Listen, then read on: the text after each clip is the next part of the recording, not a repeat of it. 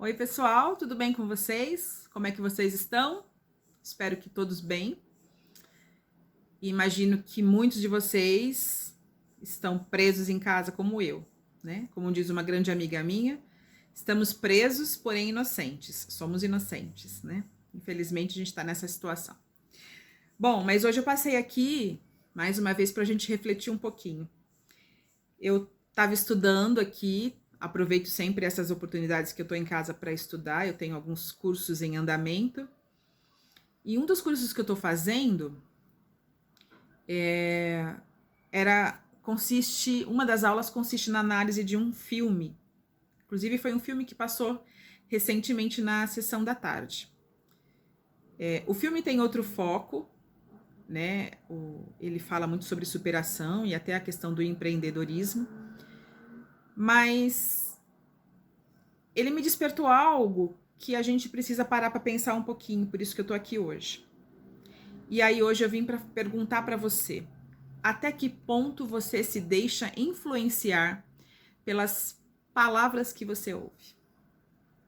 E aí talvez você me diga, não, Paula, eu não me deixo influenciar por palavra, não, de jeito nenhum. As pessoas não me influenciam. Será? Será mesmo que você não se deixa influenciar por aquilo que você escuta? Vamos começar com alguns exemplos? Você já comprou alguma coisa? Talvez um utensílio de casa? Mulher tem muito disso. Um utensílio de casa, porque você viu na propaganda que o negócio era top, era a resolução dos seus problemas em casa. Ou porque aparentava ser muito prático, muito bacana, e você falou, eu preciso disso. Aí você foi lá e comprou. Já fez isso? E o pior, né? Às vezes você vai, compra e vê que você ou não precisava, ou o negócio não é tão bom quanto você imaginava. Já passou por isso? Eu já. Eu lembro que eu comprei uma centrífuga, um multiprocessador com centrífuga de frutas. Achei que aquilo ia ser a salvação da minha vida na cozinha. Primeira vez eu fiz um suco de abacaxi para nunca mais. Oh, coisa horrorosa de limpar. Acabei dando o meu multiprocessador para uma querida amiga, né? Perguntei se ela queria e disse o motivo pelo qual eu estava dando, que eu usei uma vez, mas para mim não tinha virado. E ela gostou e quis, enfim. Pode ser que para ela aquilo realmente tenha sido uma inovação. Para mim não foi. Para mim era mais prático bater o abacaxi no liquidificador. Mas eu fui influenciada pelas palavras de alguém. E você já fez algo do tipo? Se não, se você não é de comprar nada, influenciado por alguém, propaganda, conhecido ou coisa do tipo, vamos para um outro exemplo. Alguém já te disse algo que te deixou com muita raiva, ou muito chateado, ou muito triste, a ponto de você desenvolver reações químico-hormonais e desencadear outras reações físicas, como raiva a ponto de querer agredir a pessoa, choro, uma tristeza no peito, né, associado com algo depressivo, um momento de muita angústia. Já? Então você se deixou levar pelas palavras. Você já teve como resposta algo do tipo, eu vou provar para fulano que eu não sou o que ele falou? Já? Então você já se deixou levar pelas palavras de alguém. E às vezes você não precisou reagir de uma forma negativa, né, a ponto de querer agredir, de estourar e xingar a pessoa, porque às vezes também essa pode ser uma outra reação, de se explodir, é o toma lá da cá, falou de mim, vai ouvir agora e ponto. Mas às vezes você chegou em casa e ficou falando sozinha, ai, devia ter falado isso, devia ter respondido aquilo. E às vezes você fala olhando para o próprio espelho, dizendo que raiva, por que eu não falei nada? Ou às vezes você vai para sua cama e chora no seu travesseiro por algo que você ouviu. E principalmente quando a gente ouve algo de pessoas que a gente ama, né? Às vezes a gente não tem uma coragem, ou de momento a gente não tem uma resposta talvez satisfatória e a gente se cala, mas a gente externaliza de outra forma. Já passou por isso? Eu já. Agora eu vou um pouquinho mais além. Posso ir?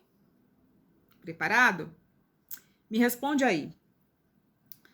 Você já ouviu ou falou para alguém coisas do tipo: ah, por que você tá assim? Você tá triste porque ele falou isso? Meu, você é homem, você tá triste por conta disso? Ou, homem não chora.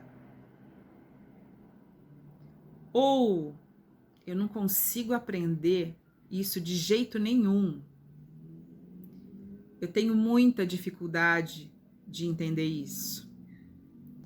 Ou eu não tenho dinheiro para nada. Ou já ouviu de alguém algo do tipo: homem que é homem tem que trabalhar muito. Ou, para ganhar dinheiro, muito dinheiro, não dá para ser honesto, tem que fazer coisa errada. Ou, nenhum político presta. Ou ainda, você talvez tenha ouvido que você não é bom o suficiente em algumas coisas, você não tem tempo para nada, você é sempre muito ocupado ou ocupada. Já ouviu isso de alguém ou tem o costume de dizer isso? Sabia que muitas das vezes a gente apenas reproduz aquilo que a gente ouviu na nossa infância? Talvez quando você fosse pequeno, quando você era pequeno, talvez você pedia algo para os seus pais e você ouvia deles: eu não tenho dinheiro para nada. Ou, tá achando que dinheiro nasce em árvore, é? Como se fosse muito difícil ter dinheiro. E aí, você cresceu ouvindo isso e aprendeu que dinheiro não nasce em árvore. Não nasce. E que é muito difícil ter dinheiro. E aí você junta com o fato de que você não consegue fazer as coisas. Porque você ouviu que você não entende nada sobre isso. Ou sobre aquilo, ou qualquer outro assunto. Consegue perceber que você começa a interiorizar algo que te disseram como sendo verdade absoluta e você passa a viver aquilo como sendo uma verdade absoluta? E às vezes você se compara com algum colega de escola que passou, né, que na mesma época estudou com você, e aí você vê que ele hoje talvez esteja bem sucedido, talvez ele tenha um bom emprego ou tenha o próprio negócio. E aí você às vezes fala: mas fulano, né? Também o pai dele era isso ou aquilo. Mas ele sempre foi rico, ou não. Ou conseguiu, mas, né, em situações diferentes das que você se encontra. Consegue perceber o quanto as palavras de alguém no seu passado te influenciaram a acreditar em várias situações que hoje você carrega para a vida? E pior, às vezes você continua reproduzindo isso e ensinando aos seus filhos que é assim e ponto, e que essa é a verdade absoluta. Aí de repente você vê alguém fazendo, sei lá, exercendo uma profissão, e às vezes simples. A pessoa faz bolo em casa, bolo de pote, ganha muito bem, consegue manter a família. Aí você fala: nossa, você não acredita como a fulana consegue com bolo de pote manter a família. É porque ela não acreditou naquilo que disseram para ela, ou talvez não disseram para ela aquilo que disseram para você. E aí a gente percebe o quanto essas crenças nos limitam a crescer. E aí a gente chama isso de crenças limitantes, que seguram o nosso crescimento, e esse crescimento começa aqui. Quando eu fazia faculdade de pedagogia, o marido de uma amiga de sala de aula, psicólogo, me disse algo uma vez que eu nunca mais esqueci. Eu uso isso com os meus alunos e talvez tenha até já dito em alguns dos vídeos que postei aqui. Mas ele disse o seguinte: Paula, a parte mais burra do nosso corpo é o cérebro. E eu fiquei indignada com aquilo, porque eu falei para ele: como assim? Como assim, Bira? A parte mais burra do nosso corpo é o cérebro. E ele me disse: porque é exatamente assim. Você acredita naquilo que você ouve. ele vai acreditar naquilo que você fala. Então, se você o tempo inteiro falar coisas negativas, se depreciar ou dizer que você não é capaz, seu sistema emocional vai acreditar nisso e não vai achar necessário fazer nenhum tipo de esforço para te mover, para te tirar dessa situação, porque você está dizendo que não é capaz. Quando você inverte essa situação, quando você inverte essa história e diz, é difícil, mas eu vou conseguir, é difícil, mas eu não vou desistir, o seu cérebro, o seu sistema emocional já percebeu que ele tem que fazer alguma coisa, que não vai bastar da parte dele apenas ficar acreditando que é difícil. Ele vai ter que agir, ele vai tentar e vai desenvolver mecanismos cerebrais que vão te ajudar a criar estratégias para resolver aquilo que para você é difícil, mas você disse, eu vou conseguir. Consegue perceber a importância e a influência que as suas palavras podem ter, inclusive na vida de uma criança? A maioria sabe que, além de terapeuta, eu também sou professora. E por 9 anos eu atuei como coordenadora pedagógica. Eu recebia várias vezes, com muita frequência, pais na minha sala para se queixar ou para, às vezes, até expor uma angústia, uma ansiedade que eles tinham em relação ao processo de aprendizagem dos filhos. E por várias vezes ouvi do pai, junto com a criança ao lado, assim, ó, não adianta, eu já fiz de tudo, ele não aprende. Eu não sei o que ele tem na cabeça dele. Ou então dizia assim, professora, ele é preguiçoso que nem o pai dele. Não quer saber de nada. O que é que você está ensinando para essa criança? O que é que você está reforçando para essa criança? Que ele se parece com o pai. E se o pai é assim, por que ele vai ter que mudar? E ainda mais porque, geralmente, né, num contexto geral de normalidade, a criança ama o pai. Mas você está dizendo que ele é igual ao pai dele. E aí, ele vai ouvir isso e ele vai só reproduzir aquilo que você reforça como sendo negativo no pai. Mas não esquece de uma coisa. Quem escolheu o pai? Não foi você? Então, veja só, você está criticando para o seu filho a pessoa que você escolheu. É que ele, como criança, não tem maturidade para entender que essa escolha foi feita por você. Você escolheu casar com ele. Você escolheu casar com um preguiçoso? Você escolheu casar com um ignorante? Você escolheu casar com uma pessoa grossa?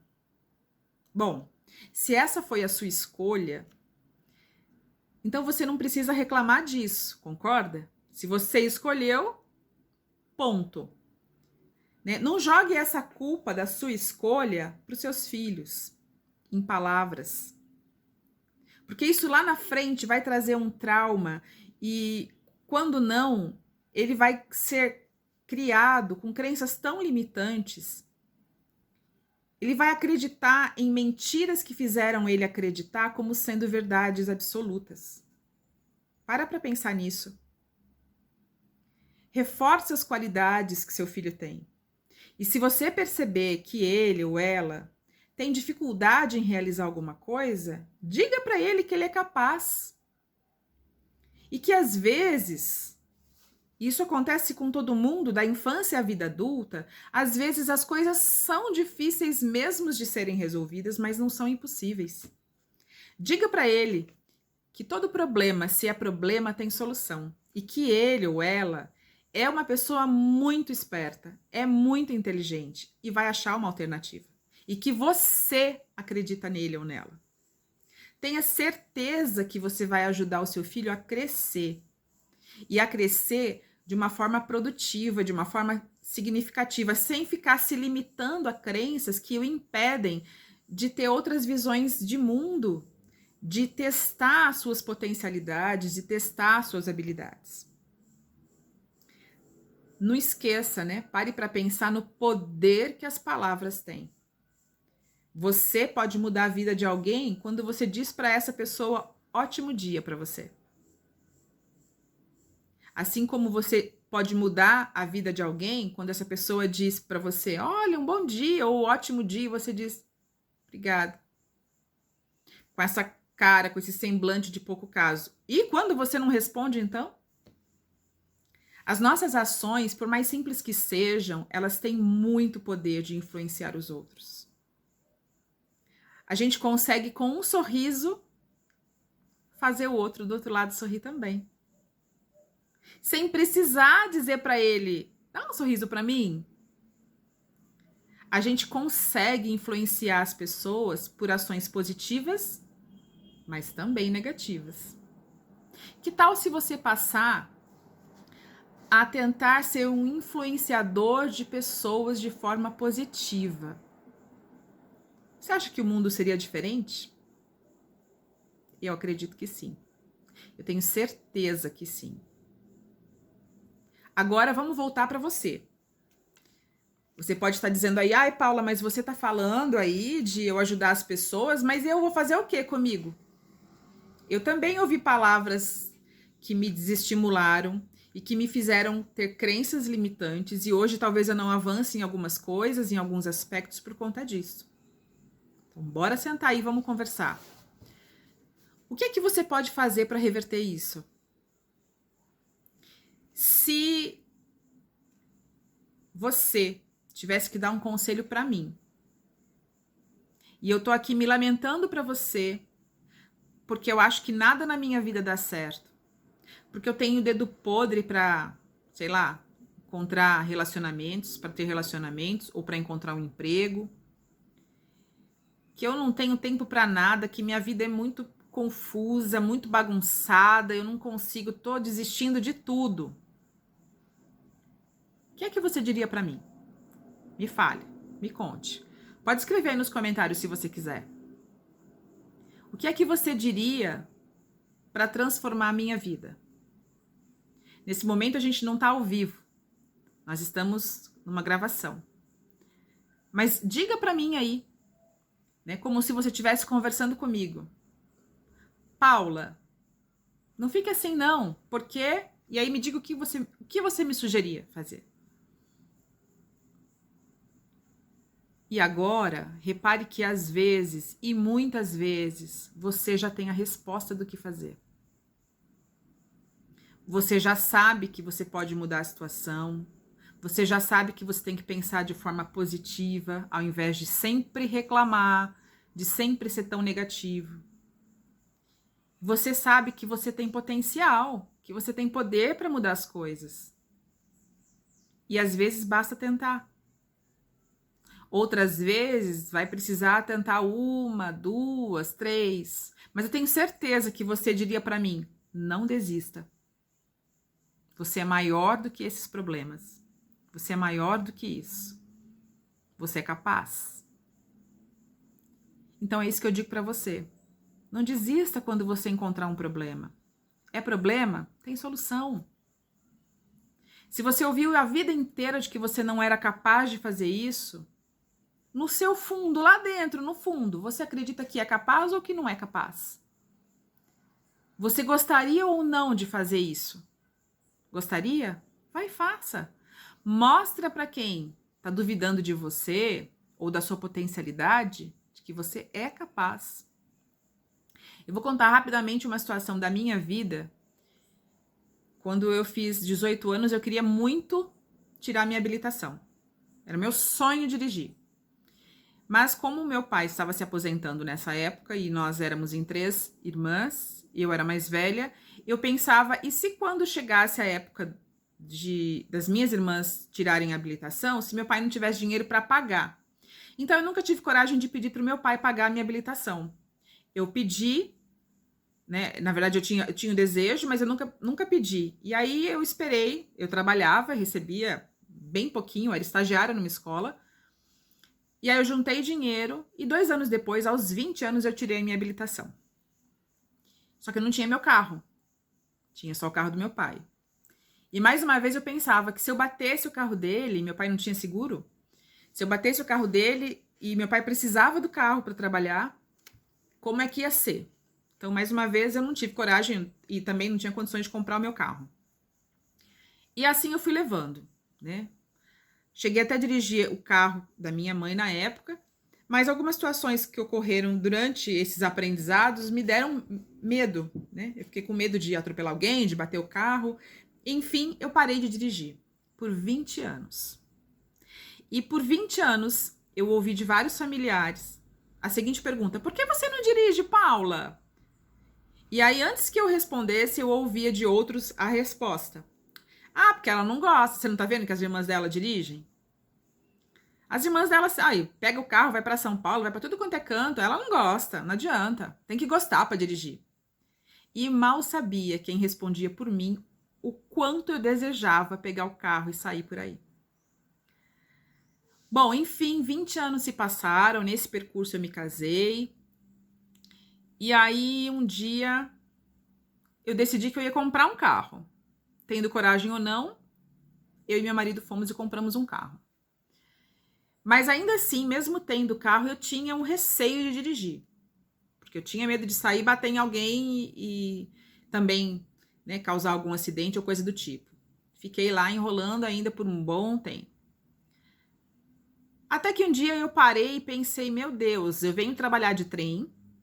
Quando não, meu marido me levava até o local onde eu trabalhava, mas eu trabalho em outro município. E o carro está estacionado em casa. E tudo que eu quero na vida é dirigir. Eu sabia e cheguei por várias vezes a ajudar pessoas aonde eu trabalhava a manobrar o carro, a ajudar essas pessoas a tirar o carro do estacionamento quando o estacionamento estava cheio. Eu sabia exatamente para que lado tinha que virar o volante. Numa situação em que nessa eu já estava dirigindo, mas fazia pouco tempo, de uma situação de atoleiro em lama, de uma chuva numa estrada de terra, eu sabia exatamente como que tinha que sair dali, que eu tinha que engatar a primeira e não podia trocar de marcha, eu tinha que ir em primeira naquele percurso, e eu orientei uma colega que estava na mesma situação, mas o meu medo falava mais alto. E aí vinha na minha mente, ela não sabe dirigir, ela não gosta de dirigir, só que lá no fundo, tudo que eu queria era dirigir. E aí eu fui atrás. Um dia eu acordei, foi num domingo. Eu falei, não, eu preciso quebrar isso. Porque eu sempre quis dirigir. Eu não posso deixar que as pessoas dominem a minha vida com as palavras dela e eu não posso acreditar nisso. E aí eu fui atrás de uma pessoa que ensinava, já habilitados, né? Faziam aulas com pessoas habilitadas e eu fiz uma aula. Ao todo eu fiz 3. Mas na primeira aula que eu fiz com ele, no dia seguinte eu fui dirigindo. Pedi para o meu marido me acompanhar, mas eu fui sozinha. E desde então, nunca mais parei. Mas eu passei por um processo de crença limitante de que eu não conseguia dirigir, que eu não gostava de dirigir, e às vezes eu queria acreditar que eu não gostava, porque talvez se eu acreditasse naquilo como verdade absoluta, eu sofreria menos. Mas aí um dia bateu um insight aqui, eu falei, não, essa não sou eu. Eu sei dirigir, eu acho que dirigir é libertador e eu quero dirigir. E foi o que eu fiz, né? Eu ignorei uma crença que me limitou por 20 anos. E aí eu consegui pegar o carro e hoje eu pego o carro e se precisar eu vou para onde for. Às vezes eu fico meio temerosa por talvez ser um local em que eu não conheça direito, né? Talvez com receio de me perder, mas eu não deixo de fazer. Faço mesmo. Não deixe de acreditar em você. Não deixe de procurar lá na sua essência. Quem é você? Se você for homem e tiver vontade de chorar, por qualquer situação que seja, chore. Você não precisa provar para ninguém que é homem para, né, ter que brigar ou por não chorar. Você não precisa se lamentar porque você não consegue aprender. Você consegue. Só que às vezes é mais difícil do que a gente espera. É mais difícil do que se imagina, então precisa um pouquinho mais de esforço. E você que diz eu não tenho tempo para nada, não minta para você mesmo, porque você perde horas olhando Instagram, Facebook, status de WhatsApp ou apenas acessando páginas na internet. Consegue perceber o quanto crenças te limitam e o quanto você é maior do que isso? Então, o meu recado hoje é para você parar e pensar um pouquinho, enquanto pode ser libertador na sua vida romper com crenças que são limitantes.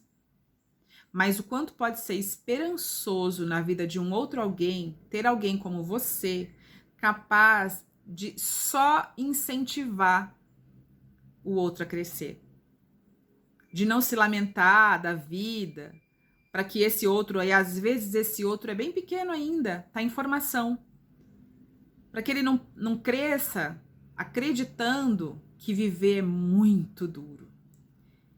Que viver não tem prazer, que não tem alegria. Mentira. É muito bom viver. Mesmo preso em casa numa pandemia, é muito bom viver. Brindar a vida. Agradecer ao Criador por cada dia que a gente abre o olho de manhã quando a gente se levanta. Agradecer ao Criador pelo ar que a gente respira, pela água que a gente bebe, pelo prato de comida que às vezes pode ser só arroz, feijão e ovo hoje. Não tem problema. Mas a gente tem. Mas amanhã eu posso inovar. Eu posso criar tantas outras coisas no meu dia a dia para transformar ele em algo melhor. Então não se limite. Não deixe que crenças limitantes restringam o seu poder de crescimento. E se alguém, por algum motivo, e não é na má intenção, te disser algo do tipo, agradeça. Mas mostre para ela o quanto você e ela pode fazer diferente. Sabe por quê? Porque as palavras podem influenciar muito você. Mas use-as de forma positiva. E você vai ver a diferença que você vai fazer na sua vida e na do próximo. Um beijo e até a próxima.